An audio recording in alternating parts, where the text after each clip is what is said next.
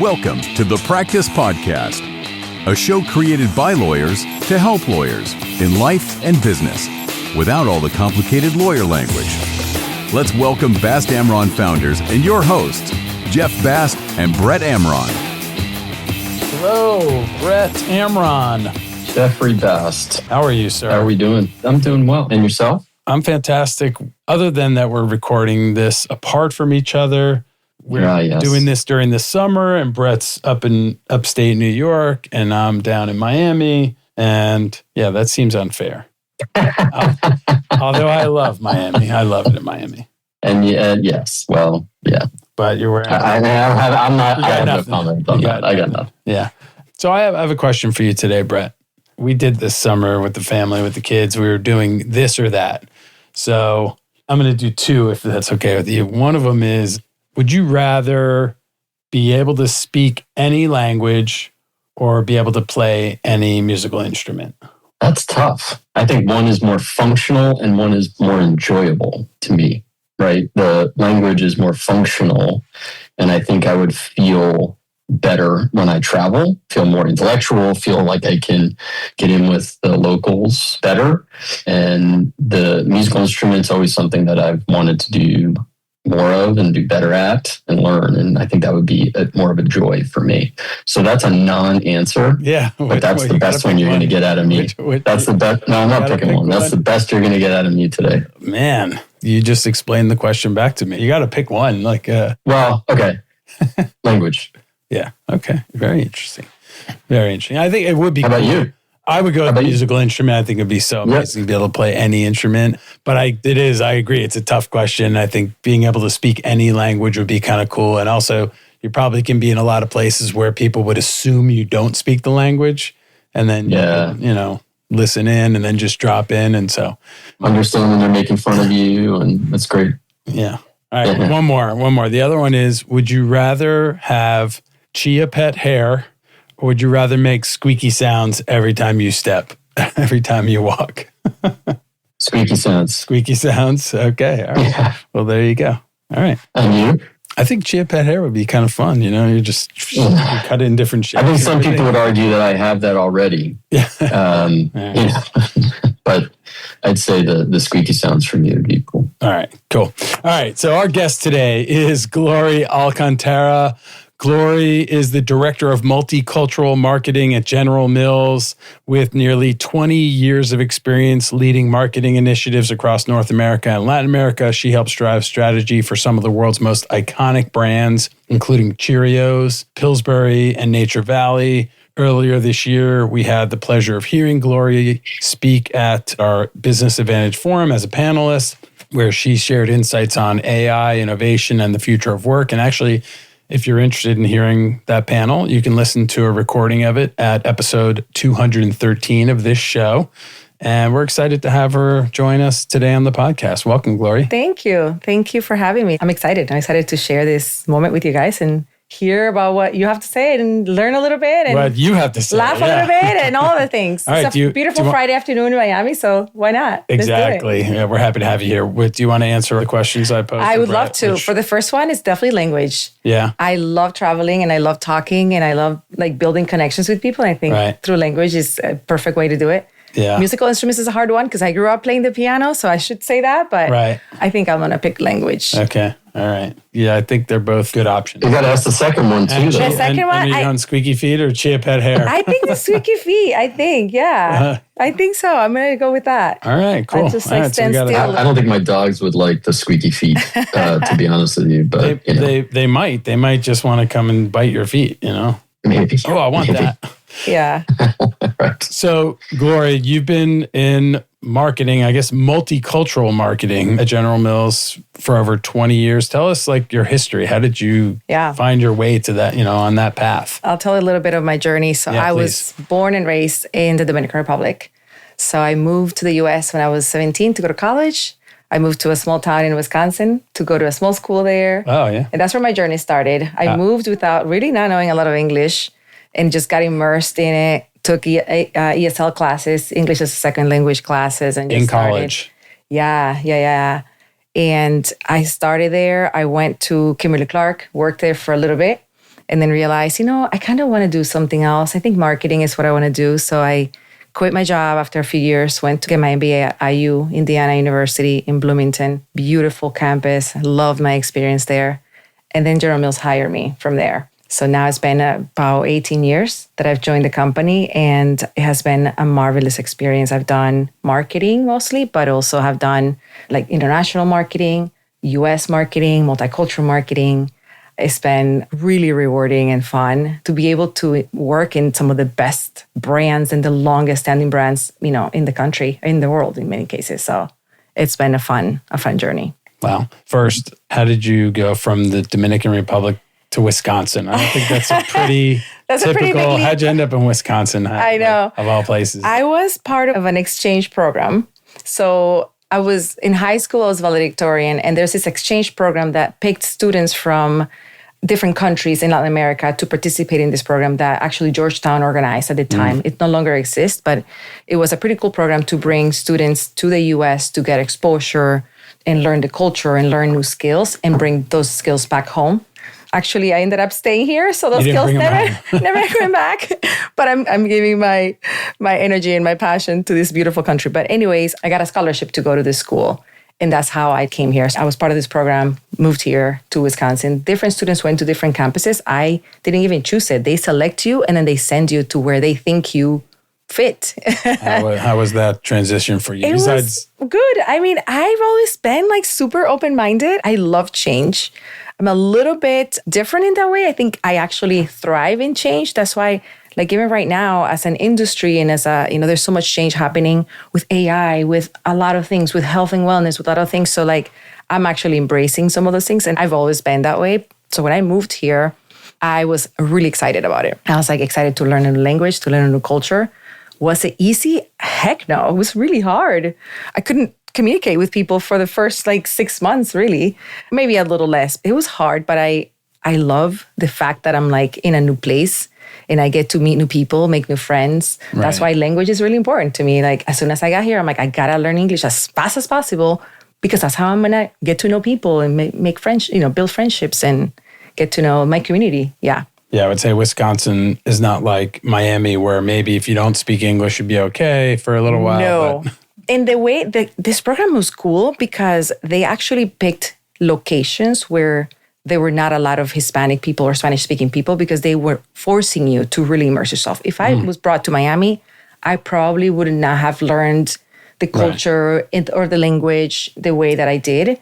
So they actually, all of us went to really tiny communities within states that most people haven't even been to, at least out of the country. So, wow. Yeah. Well, I would say that your command of language is amazing. Clearly, you immersed yourself, and you hear your accent, but you don't really have a heavy accent. So, in only 18 years, what was the shock of going from the Dominican Republic to Madison, Wisconsin, and the difference in weather?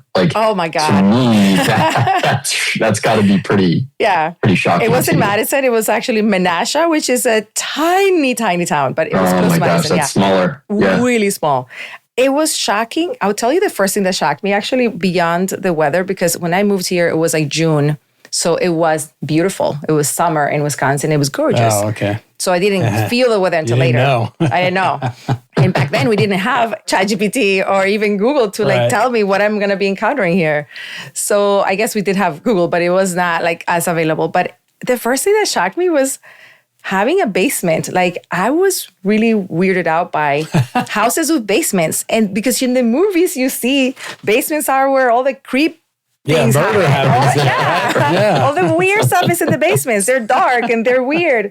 So I was oh my gosh, what is this notion of a basement? So that was the first, for me, it was a very minute thing that it wasn't even a cultural thing necessarily, but it was a part of the culture that for me was different. Right. The weather was crazy. When I started, the first few months, I was this is amazing. I love it. The hardest part for me was being away from my family. I think I cried every time I called home every day when I called for the first few months. I'm very close to my family. They're all back home still. My mom and dad, my brothers, we were super tight. So for me to be the only female in my family, so I have 3 brothers and me, I'm the only one who left. Everybody's back there. It was really hard. So for me, the hardest thing was that. Then I think it was the winter, hitting, seeing how long the winters are and how intense the cold was.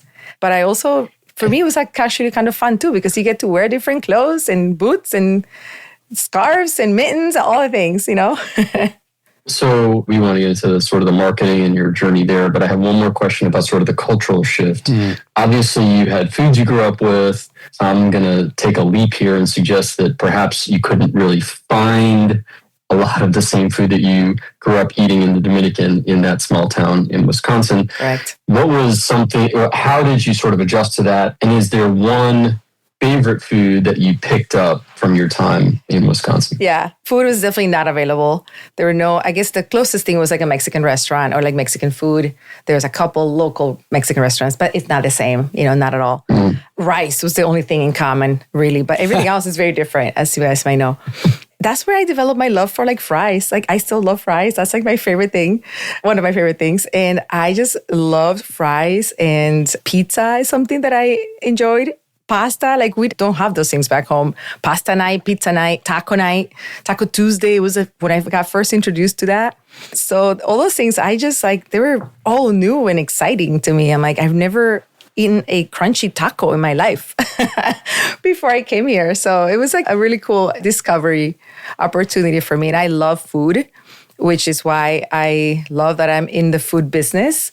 I love eating. I love food. I love discovering new tastes. I love traveling to eat new food. So I was actually like enjoying it myself. But yeah, I definitely cling to some of those Americana, flavors for sure. So on that topic, when you are working on a marketing initiative or something for a particular product, Cheerios, for example, which I love, do you eat the food? If it's something you haven't tried, do you say, all right, I need to taste this first and then think about the marketing? What's your process there?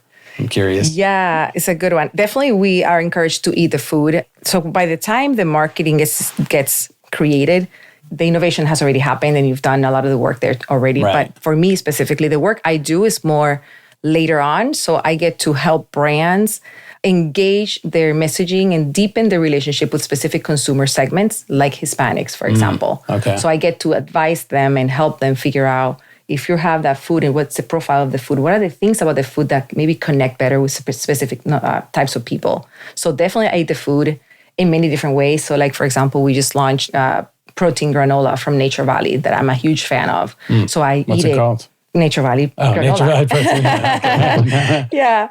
And like I eat it with yogurt to try that. And then I eat different flavors. There's chocolate, there's cinnamon, there's vanilla. And I try different ones to see like which ones has the profile that I think. So that the way I use that is then, and I'm not saying that only my perspective is what I use, but I inform my thinking through that. And then I say, for example, the cinnamon one is really like cinnamony and good. And I'm like, this could be the flavor. Cinnamon. Yeah. That if I were to do, let's say, a campaign, which flavor do I want to showcase? You showcase the flavor that you think has the most appeal to that group, and then you pick the one. So that's how I think about like cultural appeal with product availability, and then how do you merge the two and like create a campaign that actually, connects better versus showing a SKU or an item that may not be as desired. Yeah, you mentioned that you were at Kimberly-Clark and then sort of decided to sort of shift to marketing. What led you to that shift? What about marketing led you to say, hey, I want to do that? And why do you love it so much today? And, and obviously you're thriving at that. It's a great question. So when I was at Kimberly-Clark, I was doing R&D, research and development, very different line of work. I was in a lab a lot. I was doing experiments. I was doing a lot of like note-taking and patents. I got like 3 patents approved and all that. And it was heavy, like mental and research and insights work, which I loved, but I knew it wasn't really my thing. Like I felt there was something missing, and something clicked for me when I was in a meeting, and I was a very junior R&D person. I was in a meeting and I saw a marketing director present the innovation plans. And my body just felt this thing, like, that's it. I want to be a marketer. Like the way she talked about the business, it was very like business oriented. It was all about driving growth and how products can help with that, and how the products that we're bringing to the market address consumer problems today. I'm like, oh my gosh, that's it. I love that. So I started I asked her if I could job shadow her. I said, hey, she allowed me to job shadow her for like a day and a half. So I just followed her around, listened to her conversations, her phone calls, her meetings. And then I was like, that's it. That's what I want to do. What do I need to do marketing? And then I started doing my due diligence and checking the schools and the MBA programs that I might want to be accepted to so that I can. And I knew I wanted to be in a big company because I knew that the way that marketers are built here, like some of these companies have some of the best programs for that. So I knew it had to be one of those top CPG companies that I was targeting. And I went to Kelly, I got admitted and got really excited to go to the IU program at Indiana. And that's how I ended up in marketing. But it was really watching and like listening also to my instinct as I hear people talk about what they do and me taking the initiative to shadow somebody and saying, that's what I want and actually doing it. Yeah. Very interesting, all of us. So I noted on your LinkedIn profile that you had a comment about that you're passionate about driving growth using a consumer / a shopper first approach. Mm-hmm. What does that mean? What I'm thinking about is how marketing products is different from what we do, marketing services. But yeah, I'm curious about the consumer shopper first approach. Yeah. For me, it's really about what problem are you solving? Because if I'm going to put something out there, yeah, I want to sell my product and I want the product to be, driving growth for the company. But at the same time, it has to serve a need and it has to, uniquely solve a problem that's in the marketplace. So to me, it starts with understanding as a consumer of this product or this category, what are the pain points that you have? And getting to know you as a consumer and understanding you and following you on Instagram and seeing what you like and don't like and doing interviews with you and understanding the world that you live in so that I can then say, okay, if I'm going to design a product for you, I have to make sure that that product is darn serving your needs. And then I can talk about it in the way that you will understand it because now I get to know you. So it all starts with like the person meaning the consumer that we're designing for, to really make sure that we're addressing the needs that they have versus just selling them a product that we want to sell. If you want to design a product for me, I can help you because chocolate, coffee, I'll throw some cinnamon in there. There you some go. Protein, granola. This right. We'll do a little ideation at the end and do a formula just for you. We're already getting that. It's interesting that you say that it's about solving a problem, because I don't think of marketing. I never thought of marketing. I have zero marketing experience and education, but I don't really think about it as solving a problem. Yeah. And I think sometimes, we are listening for a problem, but sometimes we have to anticipate the problems. And I think in conversations with consumers is when you start, they may not tell you, I wish I had this, but you listen to cues and the ways that they are going around things. Like there are some things that our consumers do today that maybe if you watch them or if you saw how they're dealing with their packaging or how they're closing a box or how they're doing different things, it will tell you like, oh, I wonder if that's something I could do for them. If there's a technology that I know about that could do that for them. And then you launch it and they're like, holy cow, this is amazing. So sometimes solving the problems is about also observation and listening to the things, the unsaid things that maybe people don't even know that they want until they see it. But it takes I think a keen eye and a very curious mindset to want to understand. And sometimes the problem is just, I want my food to taste better. I want more joy in my mornings, right? I want the cereal bag to open seamlessly so it's across the seam instead of down the middle so the cereal doesn't go flying everywhere. Yes, but then it gets stale and then you have to buy more soon.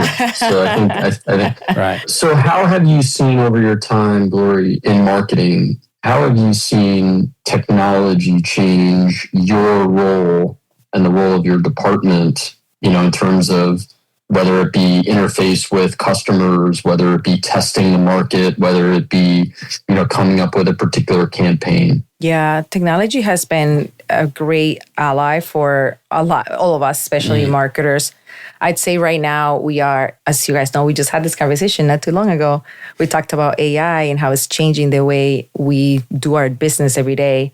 I would say for us, it has been a transition. The media environment has changed. When people went from TVs to their cell phones and their iPads and whatnot. Yeah. So being online became a thing. So we had to get smart on how do you market to people online. So the whole influencer thing became a big deal. So then you transition from there and you're like, okay, now everybody's shopping online. Like there's other ways. And now you can do retailer media, and that landscape has evolved too. Now with AI, we're all trying to figure it out and be like, how am I going to leverage this tool that is so vast and so rapidly changing? How am I going to use this thing to not only help me do things better, faster, but also add more value to the value chain of the work that I'm trying to do and do it in a much better way, in a much faster way. So I think that, to me, right now, we're in the thick of it. We're all trying to figure it out. I would say marketers have a lot of pressure right now in general. Like I think all of us do, but marketers in particular have a lot of pressure to really step in and embrace all the value that AI is bringing to us, and how do we maximize that versus kind of waiting for it to pass because it won't. Right. I also would assume that you have also now more than ever so much data on consumers, where we shop, everywhere we go. Our phones are listening to our conversations. I know that's not an accident when I have a conversation with someone and then I get a message about a product that's very, related to that conversation right away. And so managing all that data and utilizing it, is that something you're struggling with, or?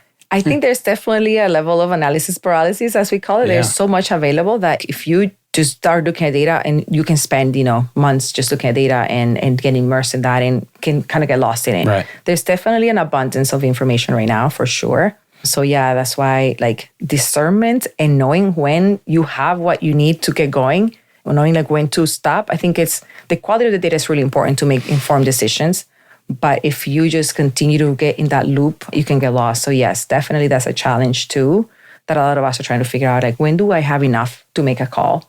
And then when, do I need to pause and learn more about something? Right. It also depends on the risk of the size of the decision too. Bigger decisions require more informed data, but you kind of have to do a little bit of both. You got to also go with little data in some cases to just test and learn and use that to keep going as well. Do you also face from time to time this struggle, and I'm not sure exactly how to articulate it, where either a product name or a marketing campaign uses language in English that doesn't really translate favorably in other places, where, that phrasing would be offensive in another country, or something like the name of the product is going to be something that people think is garbage, or you know what I mean? It happens more with campaign names, because I think with brand names, there's a lot of due diligence that happens to make sure that it's resonating across any country. Right. But with campaigns, it can happen for sure. So we do a lot of, so the way we approach that is, you can look at, let's say a Spanish language campaign, you can translate it or you can transcreate it, which means you're not going to just take word by word and translate it, because sometimes the meaning can get lost. But if you transcreate it, which is basically you take, how would you say that subject of it, how would you say that in the Spanish language, in the colloquial or in the whatever nuance you're trying to get through? If it's more for the Mexican market, then how would a Mexican person say this? How would a Dominican person say this? Then you transcreate it to that. That's how we do it, because just purely translating can get you into a lot of trouble by sometimes the words just don't mean the same thing. Now, do you have people in-house for that, or do you have to go and hire a third-party firm from that particular country or even a region? There may be something in a particular region. Yeah, we have a lot of tools. We have partners who do that for us, and we have internal people who are gut checking that too, to make sure that as it goes out the door, that it's not going to be offensive or it's not going to miss the mark on what we're trying to do. As a marketing expert, is there any advice you would give to someone who's sort of newly anointed as a marketing coordinator for a law firm? Christina just recently became our marketing coordinator. Congrats, so Christina. Love that. Our producer. Yeah. Really, any advice? Any advice? So please, I have this 3 Ps that I love frameworks, and I create frameworks for myself all the time. Oh, cool. Frameworks for my health and wellness routine, frameworks for my, work routine. So I have this frameworks. The 3 Ps is performance, personal brand, and people. So performance is you got to focus on doing the best job you can and kill it, right? So how do I continue to make sure that I'm getting smarter on my job, reaching out to people, getting mentors, doing all the things I need to do to really knock it out of the park on my job. So perform is the first thing. Because once you perform, the rest, you can, there's a lot that can come out of that. But you got to get your job done first. The second one is like caring for your personal brand is really important. And you got to think about like, what is my personal brand? Like, how do I show up in the world? And then be intentional about that. If your personal brand is, you like to come in, and I'm thinking about work specifically, because personal brand can have many different branches. But at work, if your brand is about, I am the person that comes in and I challenge the status quo. Well, what are you doing every day to make sure that you are showing up that way? If your personal brand is to be the spark, that creative spark that people need in order to like bring bold ideas to the table, are you reading books that allow that? Like, are you having the interactions outside of work that allow for that to happen in your brain so that you can come in with that? And also how you show in general, like the questions you asked, the way people perceive you, like all of that, just being really intentional, like who you are and how you want to show up and how you want to add value. That to me is important with the personal brand. And then people is good because for me, it's really great because it's like, who are the people that you're going to be leveraging and building relationships with that can help you be the best version of yourself at work, but also can help you elevate. So that comes with, mentoring, like you being mentored and you mentoring others. It's the relationships you build outside of work that allow you to expand your network and listen and bring best practices from other places into your work. So I do a lot of benchmarking. I have a lot of friends outside of my company because I want to learn how are others doing the work I'm trying to do, because there's a lot to be learned about how others are approaching this. We're all trying to figure it out.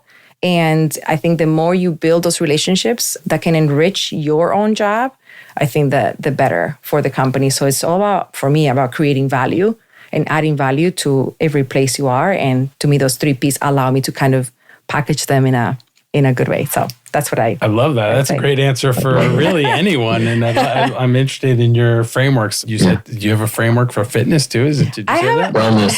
Wellness, yeah. I was going to ask that too. We both are into that, so I want to hear it. Yeah, there's like different things I do. And I'm like, okay, for my wellness routine is like my sleep, my hydration, my workout. So I have like things that I know that if I do those things, my health and wellness is in a good place. So it's what I eat, is my exercise, is my sleep routine, my hydration, and my relationships. So it's like 5 things that and I have letters for them, but now I actually don't have it in front of me, so I forgot. But those are the things, that I'm like, when I'm feeling like I'm not 100%, one of those 5 things is usually off. I'm not working out as much because I'm traveling too much, or I'm not hydrating because I'm forgetting to bring water upstairs to my office, right? Like, or eating. Like yesterday, I didn't have a great day of eating. I was really weak at the end of the night. So it's like, okay, today I fixed that, right? So it's like, it's always keeping front and center for me. Right. What are the principles and the KPIs? If you look at it as a business, it's the KPIs of my business. Like my body is a business. I have to take care of it so that I can be the best version of me when I come here.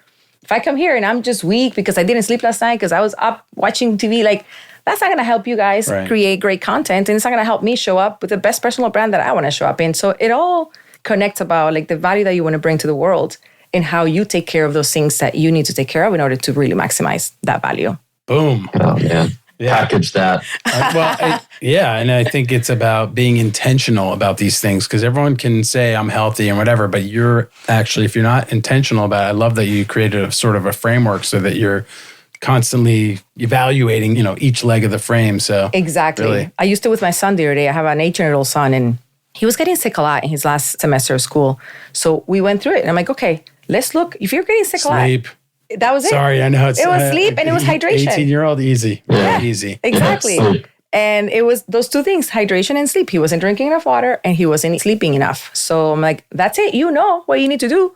So you gotta fix it, versus saying, oh, you know what's going on, because it's not something that has been forever. It's just started happening, and it started happening when you made some changes in your life that were not conducive to your health. Young people always think they don't need sleep. I have this debate with my kids. I just need 4 hours. I just need 5 hours. Yeah. I heard a good thing about the sleep deprivation. They said, actually, one of our partners said this in his huddle presentation, that going without sleep for a period of time, and then this idea that you'll catch up on it the next day, but it's kind of like driving your car on roads full of potholes and saying, well, then I'll drive on a smooth road after that. No, that doesn't help repair your tires. It's not. And like your body needs consistency too. I tell my son that. He's like, well, but tomorrow I'm gonna get up later and I'm going to catch up. It's like, no, because your circadian rhythm, and it's hard for him to understand that, but like your body needs a specific number of hours, and it's not just a number of hours any day of the day or the night. It's specific window where your body needs the rest. And it's not at noon in a day. It's like while you're supposed to be sleeping when it's dark. Like there's a correlation between nature and when we're supposed to go down. And it's like, they just don't, they don't comprehend that at this point, but they will. He'll get there one day. He will, hopefully. We'll see. This is great, Gloria. That was fantastic. Appreciate it. Thank you for sharing that with us. Of course. Thank you for taking the time to come in and chat with us. This is fantastic. Really appreciate it. If you enjoyed this episode, please let us know by leaving us a review and hopefully a 5-star review, and subscribe to the show, share with your friends, and we will see you next time. Brett. Thank you, Glory. Thanks, Jeff. Thank you, Christina. This is fun. Thanks, Glory. For more information on this show and other resources, visit bastamron.com and connect with us on LinkedIn, Facebook, and Instagram at Bast Amron.